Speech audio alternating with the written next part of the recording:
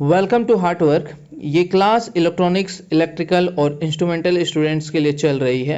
इस सीरीज़ में हम एक्सपेक्टेड एमसीक्यू डिस्कस करते हैं, वो भी पूरे डिटेल्स एक्सप्लेनेशन के साथ, जो आने वाली एग्ज़ाम जैसे DFCCIL, ISRO, DRDO, NPCIL, JE या एई पोस्ट के लिए बहुत ही इम्पोर्टेंट है। अगर आप इसका पीडीएफ या प्रीवियस ईयर का पेपर और एनी अदर इन्फॉर्मेशन के लिए आप हमारा टेलीग्राम ग्रुप ज्वाइन कर सकते हैं। इसका लिंक आपको नीचे डिस्क्रिप्शन बॉक्स पे मिल जाएगा, आप वहां से जाकर टेलीग्राम ग्रुप ज्वाइन कर सकते हैं। पहला सवाल है, in a full wave rectifier circuit with center tap transformer, if voltage between one end of secondary winding and center tap is 300 volt peak, then PIV is. PIV means peak inverse voltage पूछा है centre tap full wave rectifier का। अगर हम rectifier circuit की बात करें, rectifier circuit दो तरह की होती है। एक तो है हाफ वेव रेक्टिफायर और एक है full wave rectifier. Further full wave को दो पार्ट में डिवाइड किया गया है, centre tap full wave rectifier and bridge rectifier. So PIV की बात करें तो हाफ वेव रेक्टिफायर के लिए PIV equal to peak inverse voltage equal to होता है maximum voltage, that is VM, and for centre tap PIV equal to 2 of maximum voltage, and for bridge rectifier PIV equal to VM. Okay, so हमसे क्या पूछा है इस question में? इस question में पूछा है फॉर सेंटर टेप रेक्टिफायर के लिए। तो इसके लिए PIV क्या हो जाएगा? PIV equal to 2VM। Okay, so 2 into VM, maximum voltage कितना दिया हुआ है? 300 volt. So 2 into 300 volt equal to 600 volt. So option C is the right answer. Okay, which one of the following addressing technique is not used in 8085 microprocessor? 8085 microprocessor की बात करें, 8085 microprocessor में पांच तरह के एड्रेसिंग मोड होते हैं। वो क्या क्या है? एक तो है आपका, पांच तरह के एड्रेसिंग मोड है। एक है रजिस्टर एड्रेसिंग मोड, पहला register addressing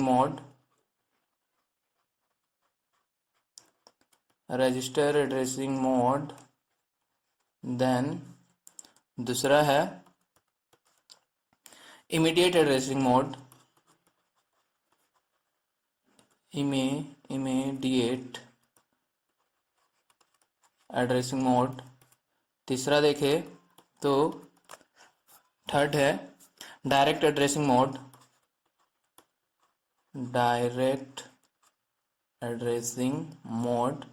fourth register indirect addressing mode,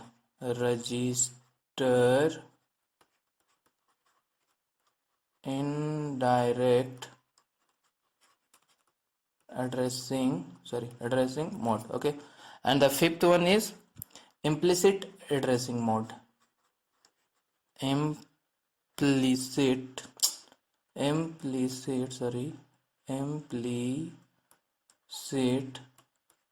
addressing mode.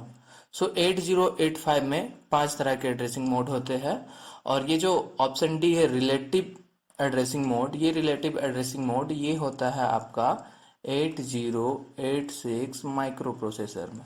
सो हमसे पूछा है कि कौन सा एड्रेसिंग मोड 8085 माइक्रोप्रोसेसर में नहीं होता, तो रिलेटिव एड्रेसिंग मोड 8085 में नहीं होता, वो होता है 8086 में। ओके, फर्दर देखते हैं next question. Number of 2 into 1 mux required to implement 64 into 1 mux is। 2 into 1 mux use करके 64 into 1 mux को इम्प्लीमेंट करने को कहा है। मक्स यानी क्या? मल्टीप्लेक्सर। यहाँ पे 64 into 1 mux को इम्प्लीमेंट करना है using 2 into 1 mux। 2 into 1 mux कहने का क्या मतलब हो गया? 2 × 1 मक्स कहने का मतलब हो गया जिसमें 2 इनपुट होता है और एक आउटपुट होता है और एक सिलेक्ट लाइन होता है। ओके, तो हमें बताना है इस तरह के कितने मक्स लगेंगे जिससे 64 × 1 मक्स बनाया जा सके। तो इसे कैसे कैलकुलेट करेंगे? सबसे पहले इसमें करना है क्या है, दोनों के इनपुट को आपस में डिवाइड कर देना है। कितना डिजाइन करना है? 64। So 64 divided by using 2 × 1। So 64 divided by 2। 64 divided by 2 equal to how much? It will be 32। Further ये 32 को अगेन डिवाइड करना है 2 से, so it will be 16. Again 16 by 2, 16 by 2 equal to 8. Again further 8 by 2 equal to 4. Again 4 by 2 equal to 2 and 2 into 2 by 2 equal to 1. अब तो ये divide नहीं होगा। सो अब जो आया value 32 plus 16 plus 8 plus 4 plus 2 plus 1, सो इसको आपस में जोड़ देंगे। जोड़ने के बाद कितना हो जाएगा? ये दोनों को, ये सारे को ऐड करने के बाद आता है 63। सो हमें 63 2 × 1 मक्स की जरूरत पड़ेगी 64 × 1 मक्स डिजाइन करने के लिए। ओके, सो इस तरह से कैलकुलेट करते हैं। अब यहाँ पे एक ट्रिक भी है। अगर आप इस क्वेश्चन को जल्दी सॉल्व करना चाहें तो इसमें एक ट्रिक का यूज कर सकते हैं, और ये ट्रिक केवल 2 × 1 मक्स के लिए ही एप्लीकेबल होता है। ओके, सो करना क्या है, जब भी यूजिंग 2 × 1 मक्स को बोला जाए तो जितना बोला जाए, जैसे यहाँ पे 64 बोला है, 64 × 1 करने, तो हमेशा 60 जितना बोला जाए उससे एक माइनस कर देना है। Okay, so 64 - 1 is 63। तो आप इस तरह के क्वेश्चन को 1 सेकंड में भी बना सकते हैं यूजिंग दिस ट्रिक, बट ये ट्रिक ओनली 2 × 1 मक्स के लिए एप्लीकेबल है। ओके, सो यहाँ से हमारा ऑप्शन डी निकल जाता है आंसर। ओके, अब आगे क्या क्वेश्चन है देखते हैं। A diode whose terminal characteristic are related as ID = IS e⁻ V/VT, where IS is the reverse saturation current and VT is the thermal voltage, which is equal to 25 millivolt, is biased at ID = 2 milliampere. Its dynamic resistance is। ADC से सवाल है यहाँ पे आपका। तो यहाँ पे क्या बोला है? डायनेमिक रेजिस्टेंस फाइंड करने। ओके, डायनेमिक रेजिस्टेंस फाइंड करने को बोला है। रेजिस्टेंस, डायनेमिक रेजिस्टेंस को हम लोग डिनोट करते हैं आरडी से। Okay, so RD equal to होता है, डायनेमिक रेजिस्टेंस को ही हम लोग एसी रेजिस्टेंस भी कहते हैं। Dynamic resistance equal to eta VT by ID. Okay, here VT is thermal voltage and ID is the drain current. Okay, so here क्या करना है आपको, ये ईटा जो है, ईटा यहाँ पे ईटा कहलाता है recombination factor. Recombination factor, okay, recombination factor ईटा।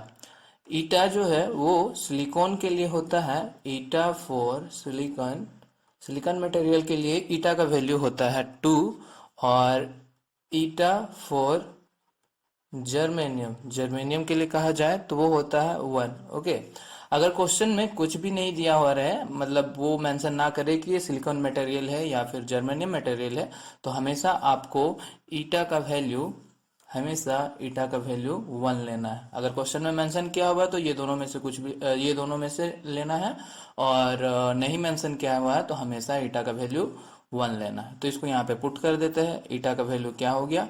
1। VT हमें कितना दिया हुआ है? दैट इज थर्मल वोल्टेज दिया हुआ 25 मिली वोल्ट, एंड ID दिया हुआ है 2 मिली एम्पियर। ओके, मिली से मिली कैंसिल हो गया, और तो इसको क्या लिख सकते हैं हम लोग? 25/2 क्या निकल के आ जाएगा? 12.5 ओम। ओके, सो ये आ जाएगा 12.5 ओम, ऑप्शन बी। आगे बढ़ते हैं। नेक्स्ट क्वेश्चन क्या है? According to star connected system the line voltage in a 3 phase circuit. Basic electrical से यहाँ पे एक सवाल है आपका। यहाँ पे आपको याद ये रखना है कि स्टार कनेक्शन 4 स्टार कनेक्शन के लिए अगर 3 फेज के लिए कहा जाए, थ्री फेज सर्किट की बात करें और इसमें स्टार कनेक्शन के लिए 4 स्टार कनेक्शन के लिए कहा जाए, तो स्टार कनेक्शन में जो है लाइन करंट हमेशा इक्वल होता है फेज करंट के। ओके, लाइन करंट हमेशा इक्वल होता है फेज करंट के, और लाइन वोल्टेज इक्वल होता है √3 of phase voltage. Okay, √3 of phase voltage.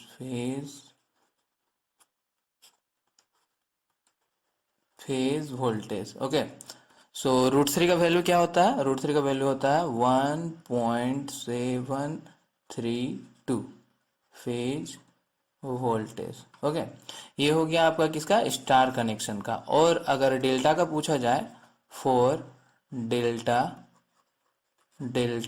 Connection के लिए 2 ही तरह का नेटवर्क होता है, एक स्टार नेटवर्क होता है, एक डेल्टा नेटवर्क होता है। ओके, तो अगर डेल्टा की बात किया जाए तो डेल्टा में लाइन करंट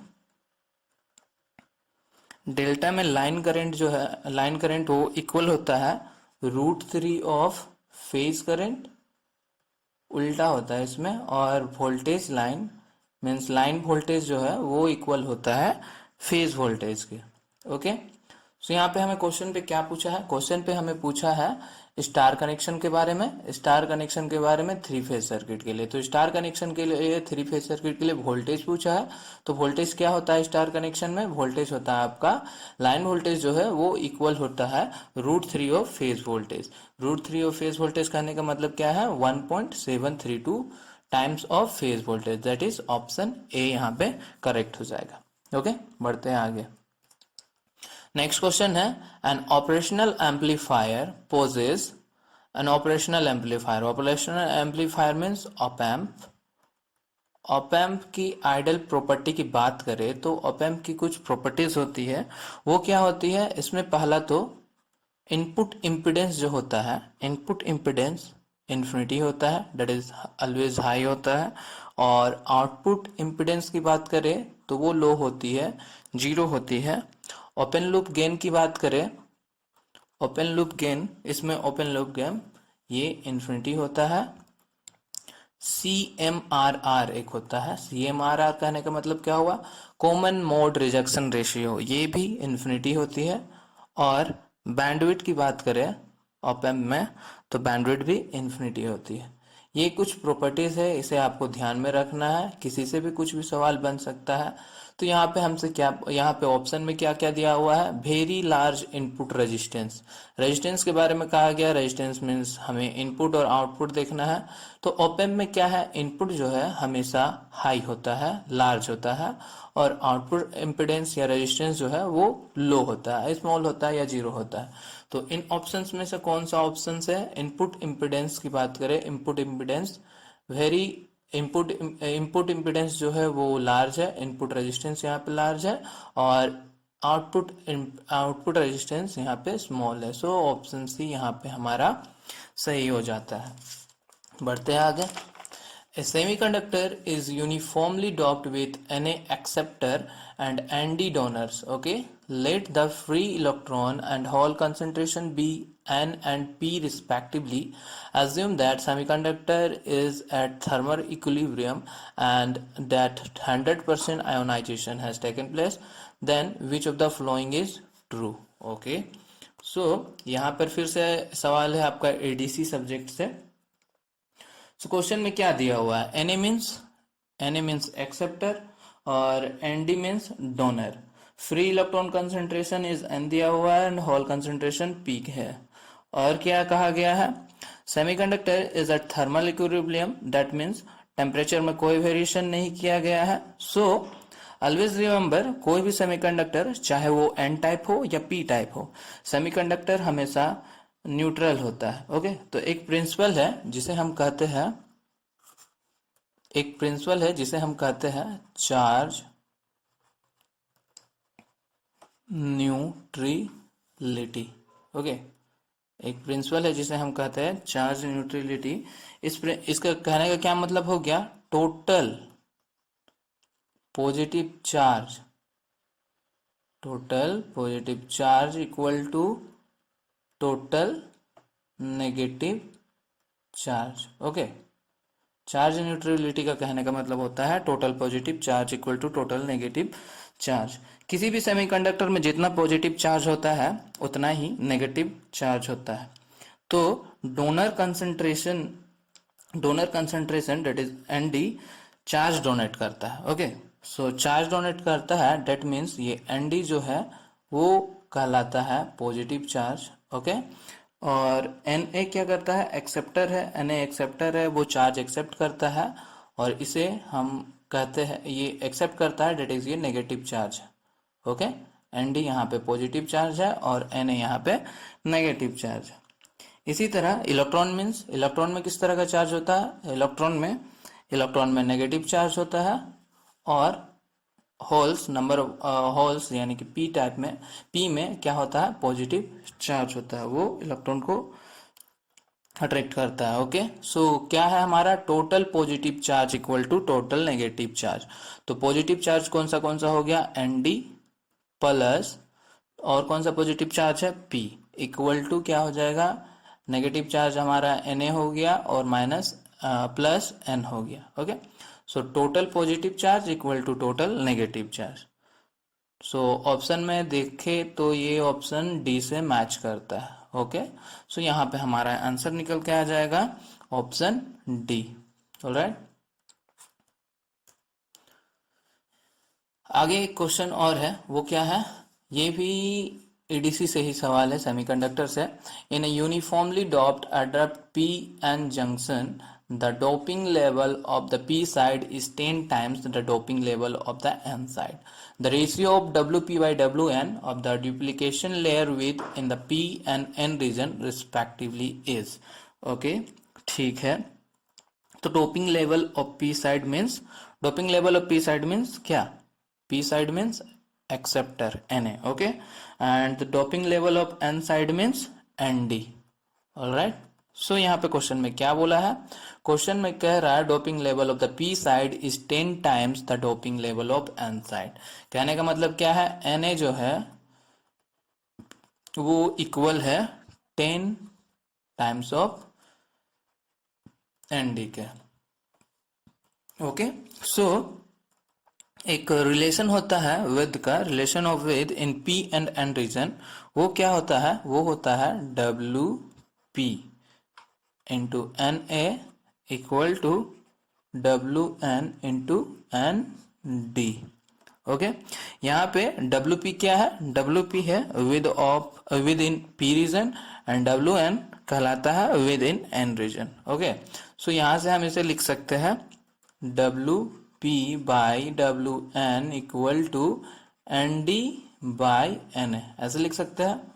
ओके, सो आगे फर्दर क्या है, Na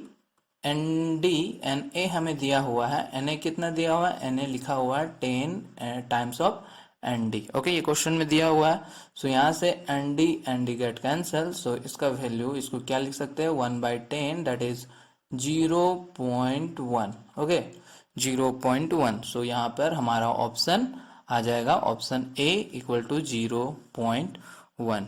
ऑलराइट, ये चीज हमेशा याद रखें, जहां डोपिंग ज्यादा होता है वहां डिप्लीशन विद कम होता है, जहां डोपिंग कम होता है वहां डिप्लीशन ज्यादा होता है। Alright, so option A is the right answer. ये आप लोग के लिए आज का सवाल है, इस सवाल का जवाब आपको नीचे कमेंट में जाकर देना है। ओके, फर्दर हम लोग नेक्स्ट क्लास में आगे डिस्कस करते हैं और क्वेश्चंस। तो थैंक्स फॉर वाचिंग, और वीडियो अच्छा लगे तो इसे लाइक कर देना, और अभी तक आपने चैनल को सब्सक्राइब नहीं किया तो सब्सक्राइब कर ले, ताकि आप हमसे जुड़े रहें और ज़्यादा से ज़्यादा अपने फ्रेंड सर्कल में इसे शेयर करें। Thank you.